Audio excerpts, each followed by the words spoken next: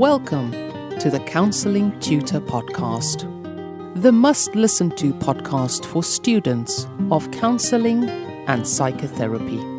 Here are your hosts, Rory Lees-Oakes and Ken Kelly.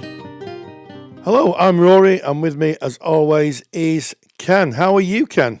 I'm exceptionally well, Rory. Very delighted to be here. This is episode 130 of the Counselling Tutor Podcasts. 3 topics that we're going to be bringing you today, starting off with contracting with your supervisor. What do you need to consider? Then we're going to check in with CPCAB, where Kelly Budd is going to be speaking about what we need to consider when placement hunting. And then we're going to be ending episode 130 with our third topic today, clients who push the boundaries. That's an exciting topic. So let's start us off today, Rory, with contracting with a supervisor. Yes, well, the reason I brought this to the podcast is this has come up in our Facebook group. And if you're listening and you don't know where our Facebook group is, type in Facebook, type in Counselling Tutor into Facebook, and you will find our group. It's a closed group. Knock on the door. We'll let you in, and there you can join the party of thousands of student counsellors, qualified counsellors, supervisors, tutors, and those interested in the world of counselling and psychotherapy. And they bring up such fab topics for the podcast. And one of the topics that came up was a supervisor who'd changed the fee structure of their supervision sessions without telling the supervisee. And the question came up, can that happen? And is that good practice? And what is the contract around supervision? So, I'm really clear on this. A contract with anything that you have to pay money to. So if you're contracting maybe to have, a room painted, or you're contracting to buy anything, it is what is called in English law an intent to create legal relations. In other words, you have put a contract in and you're saying, I'm going to give my time for 1.5 hours for, say, £50. And then the other person reads that and says, well, when I go and see Rory for supervision, that's £50 for 1.5 hours. And that is what is exchanged, money for time, or money for expertise, if you like. And you cannot change a contract arbitrarily. You cannot just all of a sudden say, well, it was £50 last month, but now it's £70. Because with a contract that involves money, it is termed in UK law an intent to create legal relations. And I think that it's also something around the whole of a student's journey should be about good practice. From the moment they go into the college or their training provider, when they go to see their supervisor or their placement in the practice time of training, everything should point to good, clean practice. And I think changing fees arbitrarily without any kind of consultation isn't good practice, quite frankly, Ken. Changing anything in a contract without consultation, as you say, not good practice at all. And I hear what you're saying. And supervision is an interesting one. You're speaking about the student journey there, Rory, but of course that supervision journey continues right through your practice as a therapist, as a psychotherapist, for the rest of your career. Until your last client hour, you're going to be in supervision. And supervision contracts can be very long. They can be years. They can be years and years that you might be with the same supervisor. So the message here is not that supervisors may never put their fees up, because that would be contrary to them making a living, because the cost of living would certainly go up in 5 to 10 years. This is about consulting. It's about maybe adding into the contract in the first place that the fee structure may be revisited once a year, or at least that notice would be given and it would be spoken about. And I guess it questions for me the rest of the contract. If you're thinking supervision, it's really important that you look through the contract that you have with a supervisor and fully understand it, and take into consideration things like what happens when the supervisor goes away. Now, a supervisor is a person that also needs rest, also needs self-care, also needs breaks away. How is that managed? Is it mentioned in the contract. What happens if there is an emergency and the supervisor is not available? Is this mentioned in your supervision contract? Are you left high and dry, or is there another plan or another support structure in place? So there's a lot to consider. It's about finding a supervisor, yes. It's about finding the right supervisor, somebody who resonates with you. But it's also, I guess, that paperwork, it's worth reading through it, because the contract, as you quite rightly put out quite often, Rory, it's about planning for the best. But within the contract, you actually plan for what you might do if that best doesn't come out. You've got a better way of saying it. You say it much more succinctly than I do. Yes, it's hoping for the best and planning for the worst, and and I think a lot of people who may start in counselling may very well have worked in services where they may be in a helping profession. I've taught a lot of people who've been doctors, police officers, people who've worked in professions where they've had very, very clear contracts and policies and procedures. And, I get lots of letters in the mailbag where people have said, I find it incredible that when we move into what we think is a profession, occasionally people fall short in terms of contracts and policies and procedures. And I think even if you're an independent person, you should have clear contracts and a clear policy and procedures if things go wrong.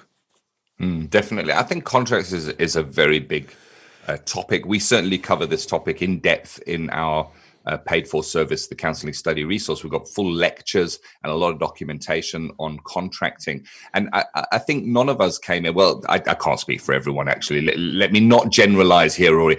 I certainly didn't come into counselling to do paperwork and read over contracts. It could not be further away from what drew me in. And quite honestly, when I've got the paperwork or the contract that is being given to me, I don't want to read it. When I'm signing up to something online, I don't want to read through all that kind of stuff. I just want to tick the I agree bit because I like the product or service and just get on with it. But we really need to be considerate as counsellors, as psychotherapists, because of the weight that we carry, the kind of presentations that are coming in. We're often dealing with very, very sensitive material.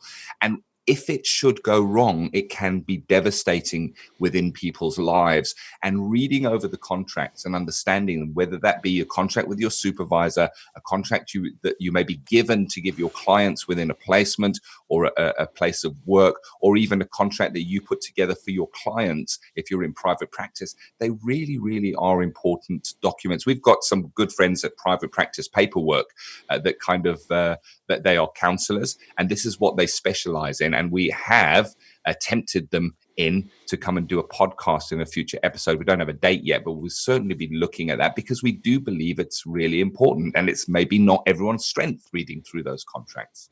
Yes, and to be fair to people, I suppose that when people train to be supervisors, contract law isn't something that usually is in supervision courses. Although I have to say, my supervision course, contracting was covered in great depth because, as the trainer quite rightly pointed out, the contract is a cornerstone of the relationship, whether be you a therapist or be you a supervisor. It's a cornerstone of it. It's consistency. It is transparency. It's all the things that point to good practice in our profession. So, what I would say is, have a look. If you're a supervisor, have a look at your contracts. How clear is it? I know I review mine from time to time, and sometimes I find myself thinking, maybe I'll just put that in because that just clears that little point up that could be a bit kind of not clear. It's all about clarity, Ken. Indeed, a living document, as they say, something to be revisited often as the ethical framework is revisited. We should be revisiting our paperwork, I guess, across the board as counsellors, psychotherapists, making sure that it meets legislation and that it meets the best interests of our client. A really good topic there. And of course, continue that discussion. As Rory said, that came up on our Facebook group. Get into that group, tens of thousands of people having the talks all about counselling and psychotherapy. Go and add your comments or suggest what you'd like to hear on on the Counselling Tutor Podcast. And we ask all the time, and we get so much feedback from you, and including in our next section, we're going to be doing our a check-in with CPCAB, and the questions for that also are raised by you on that Facebook page. And today, I believe, Rory, that we're going to be speaking about the topic of placement hunting, and you had a chat with Kelly Budd from CPCAB on that very topic. Yes, we had a chat with our good friend and colleague Kelly Budd, and she gave us some really interesting insights into placement hunting and what constitutes a placement in terms of having it correct in terms of where the awarding body sits. So really not to be missed. It's essential listening, really, Ken. Let's check in with CPCAB. Check in with CPCAB. And we welcome back Kelly. How are you, Kelly? I'm really good, Rory. Thank you. How are you? I'm really, really okay, and I'm super excited about this topic because it's something that comes up virtually for everybody who does a level 4 and beyond counselling course, and it's placement hunting. Yeah, it's one of the big ones, isn't it? Essentially, it's such a core part of the kind of level 4 and upwards that, it completely absorbs some students' lives trying to make sure they get the right placement. Absolutely. So what do we mean by a placement? What does that actually mean? Well, essentially for something like a level 4 diploma, it means that a student needs to find a connection within a local agency, somewhere where counselling kind of operates on a regular basis, in order to spend time doing client hours. So to sit as a counsellor with real clients and begin to kind of experience what it's like to be a counsellor for real. Yeah. So it's theory into practice, isn't it? You take absolutely. all you've learned in class, and then you're working, to all intents and purposes, a student level as a counsellor. Because I used to say to my students, your client will be saying, I am seeing my counsellor. So to your client, they will be seeing a counsellor effectively. So why don't centres just I'm laughing at this because I know the answer to this question. Why don't centres just kind of set their own counselling departments up and just save learners the hassle of having to do some searching? Yeah, it's a question I used to get asked quite a lot as a tutor, and I think it comes probably from a place for students of realising that finding their own placement is very difficult and it's really competitive. And so I think the default is to turn to the tutor and say, well, why can't you just either hand me a placement in a local agency? Why haven't you got these ready for me? Or why can't my training provider also just be an agency I can work in? And I guess there's many different reasons. Doing a counselling placement within your training provider is just too close in terms of dual relationships. But also there's so much value in being able to hunt for and gain your own placement. The autonomy that's involved in being able to choose an agency that really is right for you. It's a rare opportunity to kind of go through that process. It is, and I always say that, if you're going to find a placement, you really need to find a placement that links into your values and something that you're really interested in. It's no good just having a placement, any placement, because there's no investment in that. And I think students need to be invested. So it may be, I've had students in placement who may be, I've worked with, say, an organisation that's worked with, relatives of people who've had cancer or trauma or other things where they recognise that journey themselves and they want to give back. So I think that's important. So what is the approach for a placement hunt? Do you get a net and a spiky stick? How do people bag a placement, Kelly? Well, I think what you've just said is really key as your starting point. What are you interested in as a student, as an individual? What particular kind of client group are you interested in working in? What's your area of interest? And start your search in terms of kind of an internet search or a kind of networking search there. So really start at the kind of end of, this is my perfect sort of environment. Look at what's available. And then, just as you would with any sort of relationship, try to make a connection, make contact. sometimes students used to say, well, I've got a blanket letter that I'm just going to send out to everybody I can find in Google. And I'm just going to tell them, I'm a student, I want a placement. And I say, well, that won't make the provider feel like you're interested in them. Yes. That it's very, very obvious. I used to get it all the time working in a counselling agency. It's really obvious when you receive a letter that's been photocopied 100 times and sent out to every agency entitled, "Dear Sir or Madam, I'd like a placement." Yes, and that usually gets filed in the round filing cabinet or Absolutely. filing cabinet Z. Yeah, so the lesson to take away from that, I guess, is you need to show interest and investment in the organisation. So, words and phrases such as I have an interest in working with, survivors of abuse, or I have an interest in working with people who are refugees, and these are the reasons. Because I think what people forget is effectively you're applying for a job, aren't you? Yeah, absolutely. Treat it like a job application. You need to show that person you want that particular job, and you need to explain what you will bring to that role in a way that really sells yourself as an individual. You might be a very, very new practicing counselling student, but you've got an awful lot that you'll have learned up to that point that actually is going to be very valuable as long as you can express that to a placement. Tell them why they want you. Yeah.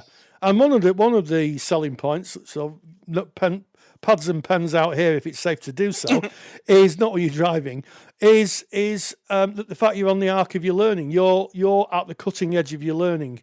You're right at the coalface of learning, and that's including all the new research, any new stuff.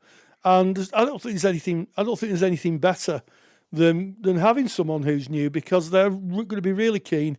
They're going to be right at the arc of their training. And in fact, when I interviewed Professor Tim Bond last year, it was interesting that he said the same thing. He said, he said that students are very, very valuable, because they're right at the arc of their learning. So you need to sell yourself. What kind of interviews? What's the interview process for placements? This is something that also takes people by surprise. You might have to go through a really rigorous interview process. So it's not just you send a letter off, they come back and say, absolutely, come join this next week. Sometimes students will have one-to-one interviews like you might do for a job. It might be an informal chat to get to know you.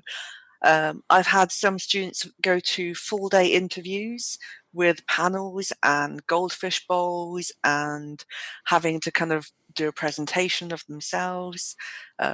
Even had one student that went to a group interview day, and like on X Factor, at the lunch point, they did a cull and they cut half the people that were there, sent them home, and said the other half of you are going on to the next phase. Yeah. Basically, any possible kind of version of an interview that you can imagine might come up for you as a student. So ask that question when you apply. What is your interview process? How can I prepare? Yeah. Because you want to know going in that you're going to have everything that you need to kind of to present yourself in the best way. Yeah, I can remember my placements interview, and the person who interviewed me said the first question, and I prepared massively well because I was in sales for years, so you get used to preparing for an interview. And the first question was, "Have you got any hobbies?" Yeah. Yeah.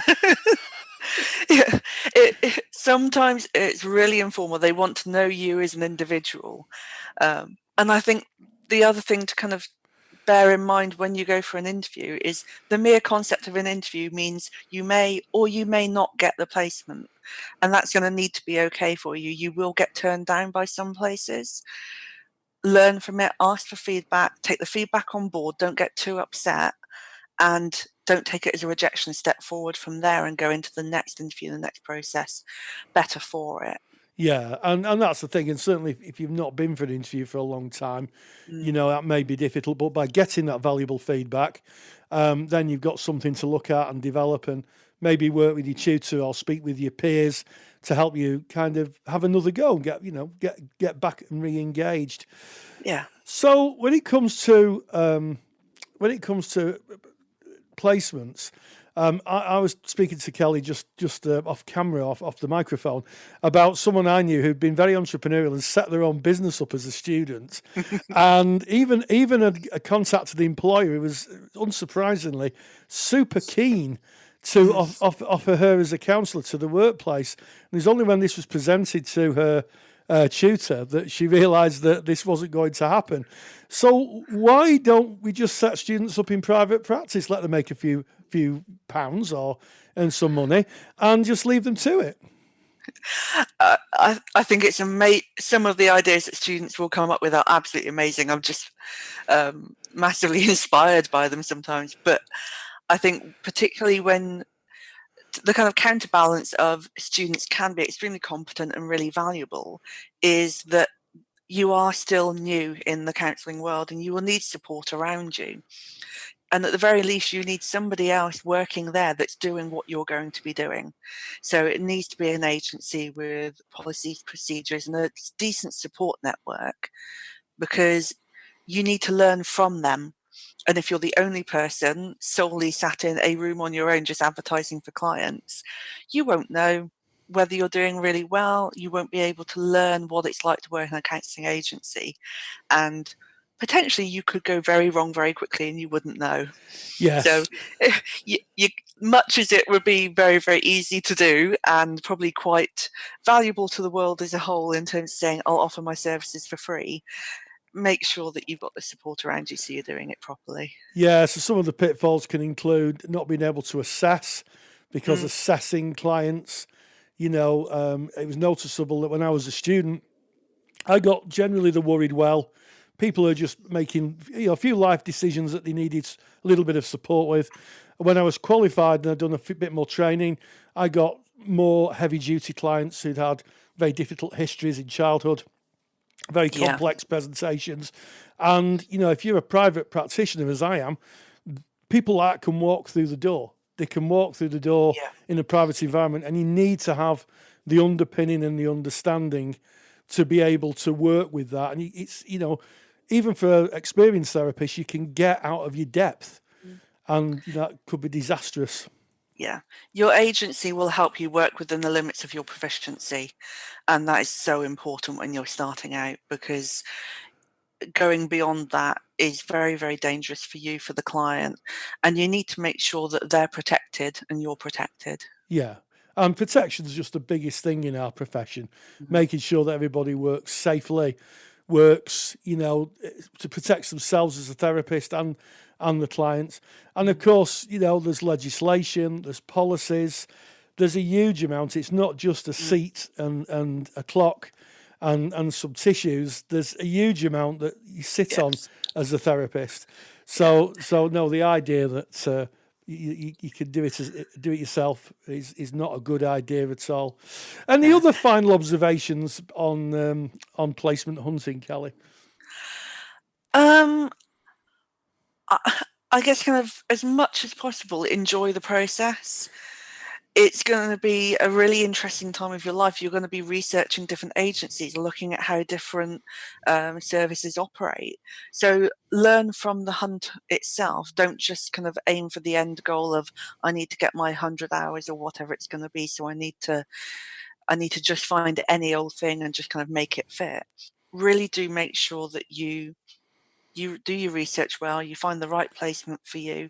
And if it doesn't work out, talk to your training provider, get support, and make changes, and make sure that you get the most out of it. It really is the most valuable part of your training. So in a brief summary, it's a living process, one that should be enriching, one that should be a learning experience, fundamental to the other learning that you're doing in your course, and one of which you should be confident and protected. Yeah, absolutely. Well, Kelly, lovely speaking to you, and as always, thank you very much. Thank you, Rory. Cheers. Check-in with CPCAB is proudly sponsored by CPCAB, the only awarding body run by counsellors for counsellors. To learn more about CPCAB qualifications and to get more detailed information on today's podcast topic, visit cpcab.co.uk. Well, yeah, I mean, what more can you say? I think just hearing that information is just so useful, and I think I think you can't underestimate what a good placement. We've covered this in the podcast before, but you can't underestimate what a good placement and how a good placement experience will really give you what we call professional formation, build the foundations of your practice going forward. So we're very, very grateful to Kelly for that, kind of vital information. Is indeed. It's an evergreen topic, comes up again and again. And for me, I often think of it as you consider long and hard where you might go and study, because you're paying your money to go and study, picking the right learning institution, the college, the university where you go and study to become a counsellor. And part of your learning journey is your placement. It is so important, because that's the practical application, and the same kind of thought patterns should go into where you get your placement. It's great to get a placement. It's important to get a placement, but I like to always say it's more important to get the right placement that's going to fit you. And I know, Rory, you put a lot of work into a lecture on placements. Again, this is in our paid for section called a counselling study resource. You can find that just by going to counsellingtutor.com. The homepage, you'll see all about the CSR, or the counselling study resource, if you are a student and you did a placement workshop, which is well worth having a look at that. So let's leave those placements behind and moving on. And we're speaking about something again that comes up again and again. And this is when clients push those boundaries. There's many ways they can do it, Rory, but you've got a specific incident you want to share with us here. Yes, well, I mean, I've through the years, I've had colleagues who've kind of spoken to me and said, what do you think I should do about this? And I think that as therapists, we have to be really clear and, dare I say, firm on our boundaries. And we talked at the beginning of the podcast about contracts. Having a good contract is essential when you're a therapist, and making sure that when you have the contract, the client knows exactly when and how they can contact you. Now, if you're a placement therapist, if you're working as a student, maybe in an organisation, that's quite simple, because you wouldn't be giving your personal details to a client, although they may look you up on Facebook or try and find out about you, which is why you should really be thinking about your what they call social profile, making sure that you're not easily contactable outside of your practice. But it's not really a problem that comes up too much. However, for someone who's practicing privately, maybe practicing on their own, this can be a real difficulty. And I've heard of people being contacted on the phone, or between sessions, or, I've heard, and I don't want to alarm people or scare people, but I have heard of clients who've stalked their therapist long after they have finished the engagement of therapy, maybe phoning up. So this is, it's kind of a hot topic.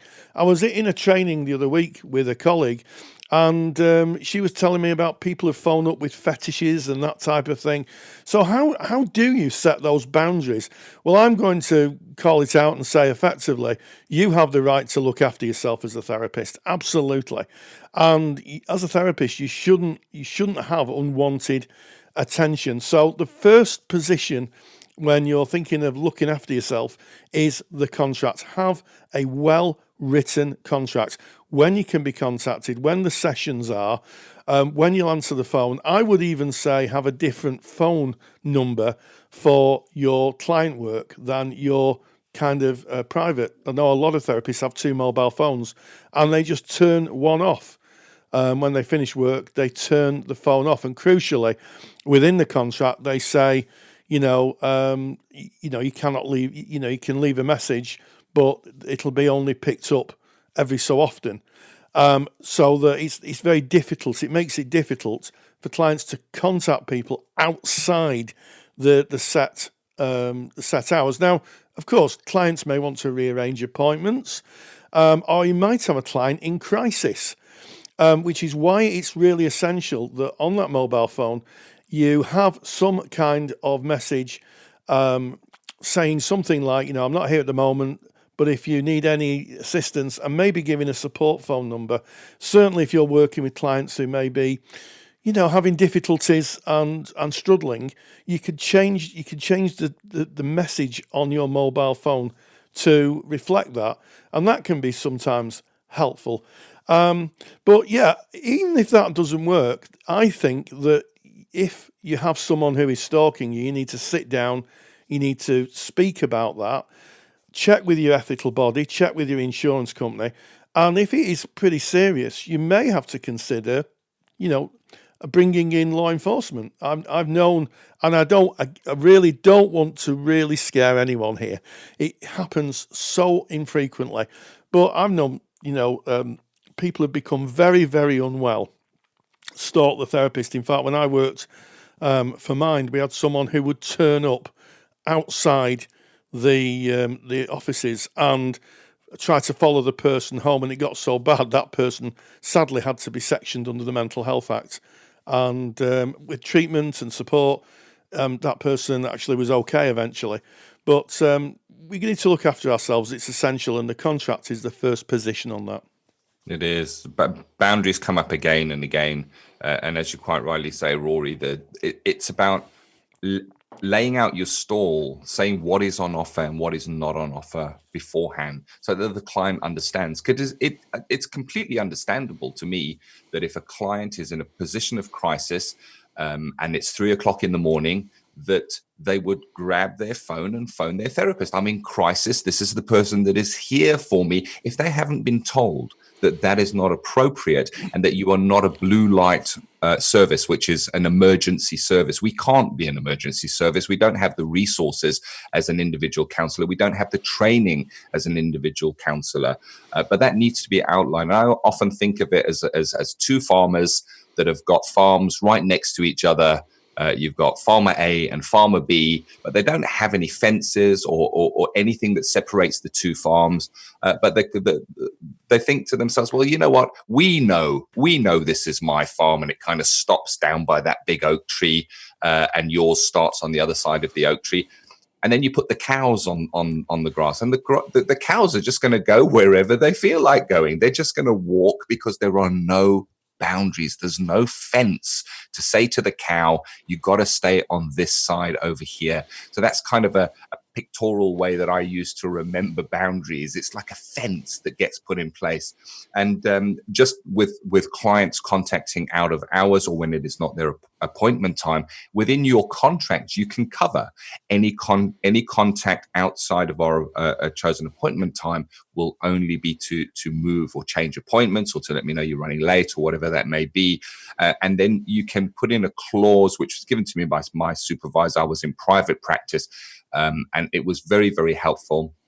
And that was that if you find yourself that you do need to contact me and it is in working hours and I am able to take the call, I would be happy to speak to you for between 3 to 5 minutes in order to maybe refer you on or to set an appointment date. And I'm not suggesting that that's going to be a fit for everyone. For many, it will not be a fit, and you won't be giving that phone number out at all. But it's about considering that, working with it. And boundaries is certainly something that you can take into your supervisor and spend a session of supervision talking about boundaries and working around that. And you may find that a client slightly overstepping a boundary helps you in your practice. It's going to happen. I can tell you that for free.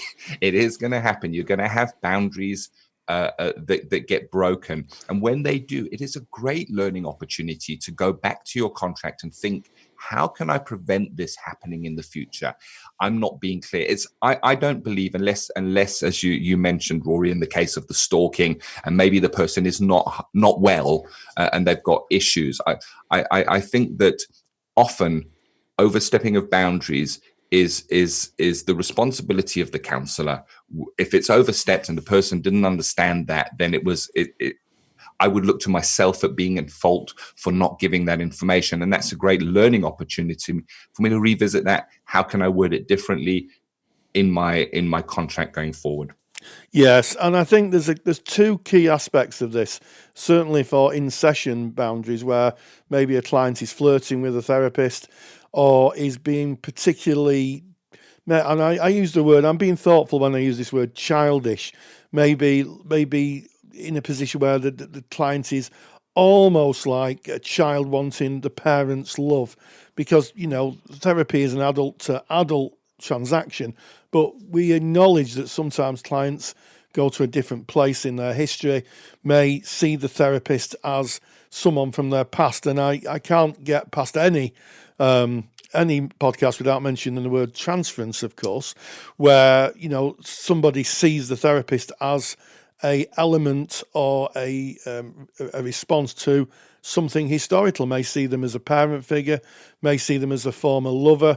And of course, you have what's called erotic and eroticized transference, where, the client may flirt with the therapist. And again, it's about understanding those theories. Without an understanding of erotic and eroticized transference, it's very, very easy not to work with it, because the key thing about transference is you rework it in the here and now.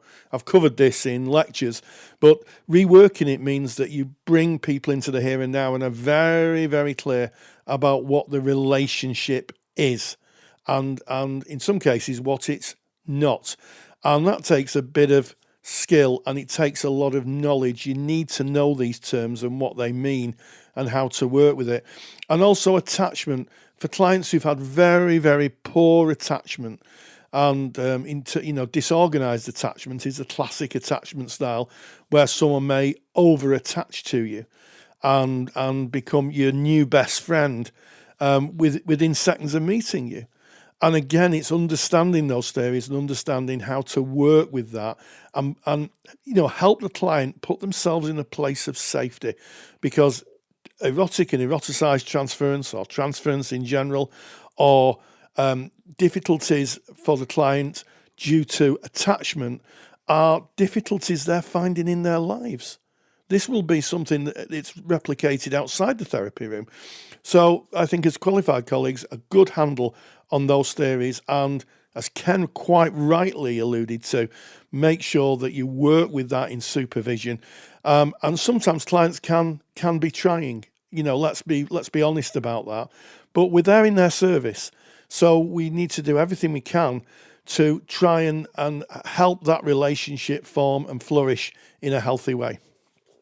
Yeah, there's so much on boundaries that comes up again and again. I just need to say doorknob comments, and many counsellors' heads will lift up and go, "Oh yes, I know all about that." And that's when a client will kind of drop an emotional or a bombshell, as it were, of new material that has maybe not been seen before, just as you're 3 minutes towards the end of the session. What do you do? Do I extend it for this client?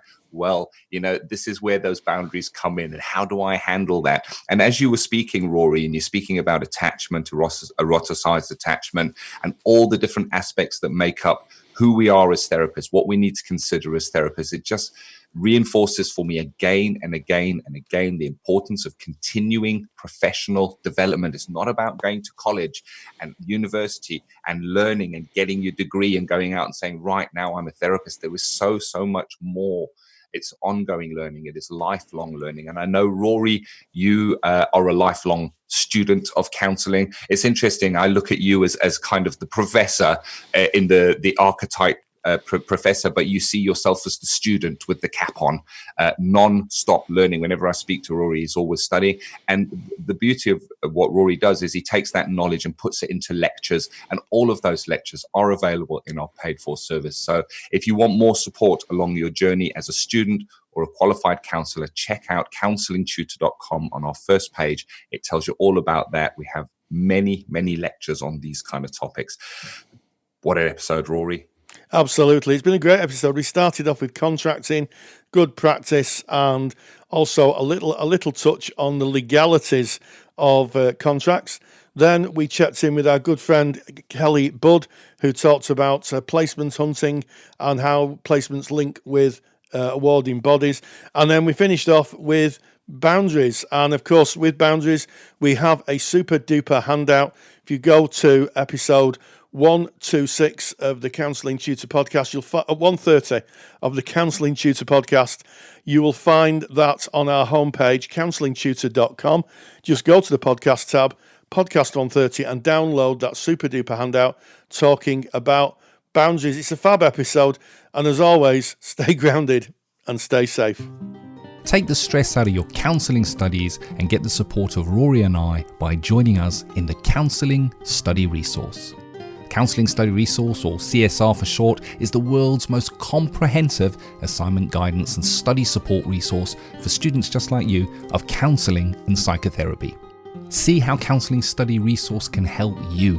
Visit counsellingtutor.com. That's counsellingtutor.com. Thank you for listening to the Counselling Tutor Podcast.